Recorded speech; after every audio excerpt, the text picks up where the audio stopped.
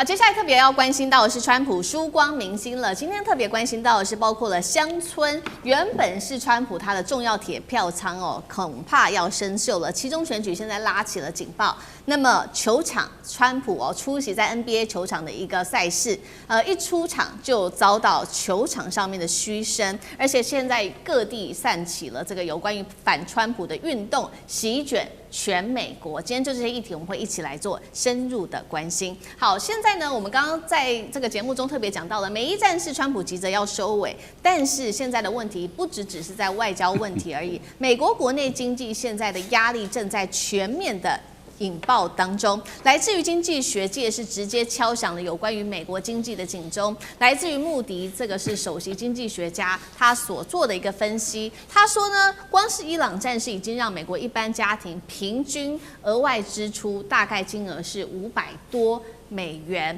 这当中包括了在汽油的价格、柴油的价格跟航空燃料价格都因此暴涨。KPMG 这边也特别做了一个分析，他说通膨在美国现在问题非常的严重，根本就是一种累退税，尤其是特别影响到的就是中低收入的家庭，有关于食品的价格啊，还有关于房租啊。这些价格都不断的高涨，那么也影响了川普在政治上面的这个支持度。路透社做了一个最新民调，原本应该是川普的重点支持者，在乡村地区的这些选民支持度从60%。他刚上任的时候，一口气跌到现在剩下50%，不满意度甚至也是逼近了50%哦。那么为什么这一些乡村地区的人会这么的不支持川普？就是因为呢，我们看到整体来说，油价也是不断的在创高哦。尤其他们非常的依赖开车，那么每天在这些乡村地区的人，他们每天开车通行大概是30英里，是住在城市地区的人将近2倍。所以呢，这个油价一高涨，对他们来说冲击绝对会是最大的。所以第一个有关于乡村的选票就被拿走了。那第二个是原本也是川普的铁票仓，也就是农民，但是农民他现在恐怕也要痛失农民的支持度了。原来是因为呢，包括现在农民有关于他们的成本也在高涨当中，包括了柴油啊、肥料的价格上涨，但是我们看到他卖出去的这个农作物的价格却是非常低迷的，而且出口现在还要受到贸易战等等问题的影响。等于说，我们现在看到乡村地区的的这些人，他们受到这个生活成本、经济的不满意度已经高达了60%，敲响了共和党的警钟吗？再来就是有关于农业区的选票了，是不是也重击了共和党期中选举？杨老师怎么看？美国选举如果用地域来分的话，大概就是城市、郊区还有乡村。你当然可以说南部、北部或者是东岸、西岸，但如果就每个州来分的话呢，就是城市、郊区还有乡村。城市大概都是民主党的铁票仓，郊区就看什么地方，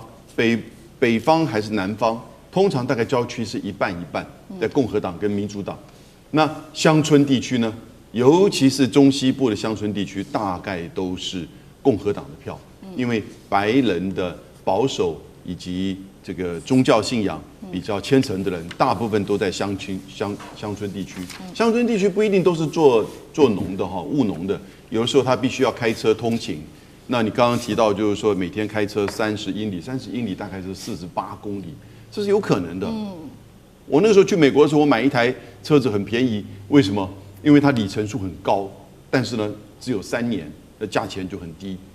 可是呢状况很好。那可是，在城市地区的人，他开车大概是平均每天17英里。所以你看，如果现在这个油价高涨，在2月27号的时候，美国的油价平均是2.98美元一加仑，现在已经是4.2美元一加仑。那有一些州更贵，所以你当然你就这些通勤高的人，然后呢，再加上就是他如果是务农的话，农产品卖不出去。那现在还有一个，这里面没提到的，因为很多化学肥料是来自于中东海湾地区，所以化肥缺乏，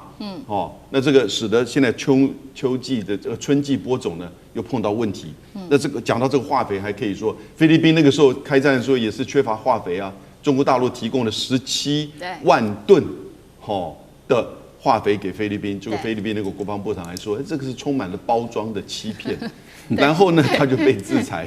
所以现在整个乡村地区的美国人，你知道那个时候川普选举的时候，大概在这些中西部哦，他拿到70%的选票，民主党只有3成，差了4成。然后呢，他刚开始就任的时候呢，差不多100天，他的支持度是60在这里，现在掉到50。可是就是不支持度呢，也将近是48%。可是对经济议题的满意度呢，却只有31%，而不满意度呢，已经来到了61%。所以就是油价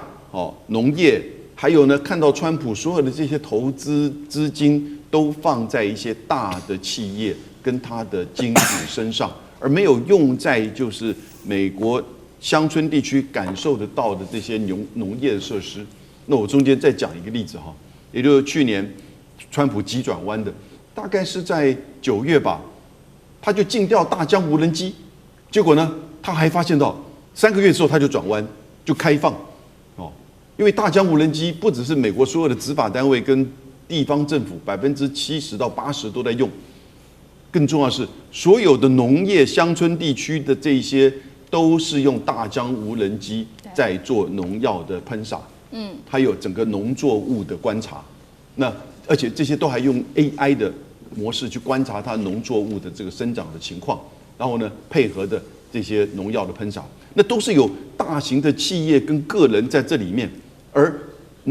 这些农场主们也依靠，所以他才3个月为什么会急转弯？因为他发觉到他的铁票支持者在强力反弹了。对，这个就是证明他的整个这个乡村支持者现在已经开始大幅的缩水。那我现在很担心他到年底的选举启动选举是不是这一块会失去很大的支持？好，我们刚刚看到的是川普的主要的铁票支持者这个支持率在大幅的滑落。那刚刚讲的是有关于这个农村地区跟农民对他乡村地区跟农民对他的支持度。那另外一大块呢的支持度，对于川普原本是很支持度的，但是在大幅降低的就是原本挺他的年轻的男性支持率。所以呢，川普现在就说好，没关系，那我也要救我的年轻的男性支持率。那正逢呢，川普他要80岁生日了，所以大家记得吗？他当时不是说了吗？他要办这一场 UFC 格斗大赛，目的是什么呢？因为他觉得说这一场格斗大赛代表的是一种硬汉的形象，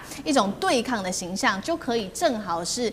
符合这一群年轻男性所需要的，也就是 UFC 的核心观众。他觉得这样子可以救他的选票。那没有想到这个计划一出来呢，美国做了一个民调，认为不应该在这个时候举办 UFC 的这个人呢，高达了46%都是反对的，只有16%民众赞成举办这一场格斗赛。这位来自于康奈尔大学的教授方丹，他就形容说，川普啊，你就像当时古罗马时期的面包与马戏，也就是说，统治者呢，你现在面对社会如此的动荡，那么你为了要转移焦点，就举办这种很血腥的活动来转移现在人民真正的痛苦，而你不去解决，那吕舰长怎么看？刚刚主持人已经特别讲到有关于川普的看法，那但是围绕着川普旁边的这些人也是支持川普这么做的那这些人当然就包含了我们现在讲到的这一个那个格斗赛终极格斗赛的执行长，他是怎么讲的？他说美国是一个战斗之国，真的吗？我们之前讲的战斗民族一直都是俄罗斯啊，什么时候变成美国了？第一个，它扭曲大家的认知；第二个，也就是更扯的是，实际上能够进去看的，除了这个川普常常支持的这些军人之外，另外的也就是一些政要啊，一些游说团体啊，或者是我们讲到的非常多的商界领袖，所以这一场格斗赛所流露出来的，其实并不是什么战斗之国，而是浓浓的铜臭味。那这一个，也就是激起了这么多评论者的一个那个反对意见了。那而且在这一个我们看到白宫前面的这个草皮，那这个草皮呢，平常以前都是这个复活节滚彩蛋，或者是我们看到这一个国外的元首到访的时候，记者会的这个地方，现在撑起了这个所谓的巨爪，也就是直接要在下面进行格斗赛了。那但是呢，没有办法反映在这个川普他的一个支持度上。我们看到啊，如果是以这个6月7号这一个《经济学人》最后的一次访问的话，我们就会看到他根本就已经是他的第2任期的最低啊，也就是他的这个支持度降低了25%，然后比上一周降低了0.8，所以我们这样讲啊，其实政治人物想要操弄这些事情，想要对于特定的这一个族群呢，那有所这个投票倾向有所改变，但是通常都事与愿违。为什么？因为真正支持你的人，那反而是我们看到中西部的这一些农民，而不是这一些很有钱的这一些游说团体或者是政要。好，那另外一方面，我们也看到说，原本的这个铁票仓现在票源失去之外呢，我们看到这个反川的示威现在也在全美在快速的蔓延当中。那有几个例子，包括了这个华盛顿的甘乃迪表演艺术中心，我们看画面啊，本来上面这个招牌是有写川普的名字，现在法院正式命令拆除吧。川普姓名外墙立刻拆除，结果呢，在拆除的过程当中，引发了民众呢来现场围观，这个象征意义很强。那第二件事情就是川普去看 NBA 了，那他一出现在大荧幕，竟然是全场出现了一个嘘声哦。那第三件事情还有华盛顿的国家广场草地上出现了8647反川普政治符号。各式的反川行动正式蔓延，民众忍耐到极点吗？赖老师怎么看？我觉得已经到了临界点啊，因为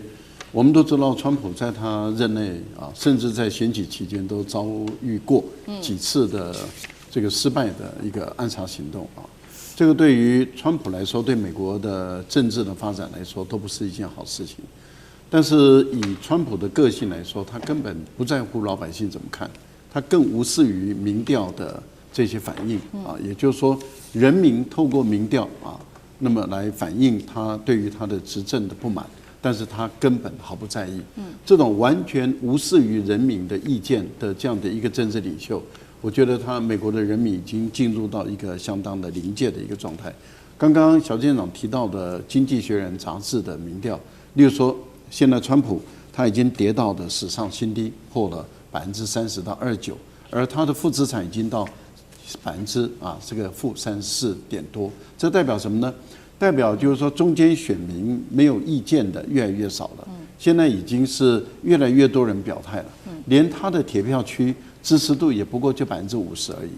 而反对者已经直接告诉你说，我就是反对他的，已经到48%，那也就是说我没有意见的只有2%了，那等于是几乎不存在了。那更何况其他的选区，人民对他的不满的程度已经在各个民调中都已经展现出来了。如果说只有一个民调，那我们也就算了；如果是多个民调表现出来的话，那这就不是一件不去注意的一件事情。但是问题就是以特朗普的个性来说的话，我根本不在乎，啊，随你爱怎么样就怎么样。好，这样的一个情形，我觉得不能小看的就是8647了。为什么？因为国家广场的8647，它是一大片草地。你在这一大片草地里面，你要把8647压上去，也就是把那个草地上的草，把它做一些变色，就是一些毁损。那你本身必须要在大庭广众之下，大家可能都可以看得到的情况下，你要去冒极大的司法的风险。也就是说，你如何把那个8647压上去而不被发现，或者是说被发现如何不去注意到你？而等到这8647的文字浮现上来的时候，你想想看，它造成的这种震撼性有多大 ？FBI 要介入调查，美国的特勤局要介入调查，因为它释放出来的讯号，那就是非常明白了。对。而这个对于这个他们所维护的一个总统的安全来说，已经直接构成挑战。对。这个就是代表司法上已经走到，也就是说，甘冒司法官司的风险，都要表达他不满的情绪，这已经是一个非常明确的象征性的讯号。我倒认为不能够再掉以轻心，特朗普总统至少应该要看看民调，不要再说我不在乎了，反映一下老百姓的意见，可能可以缓解一下这些让一些不满的人铤而走险的这种风险。我觉得这是一个政治领袖应该做的事。好，谢谢赖老师。那我们休息一下，马上回来。地缘政治、美中之争、战略价值、强权崛起、小国生存，现在与未来洞悉事件走向。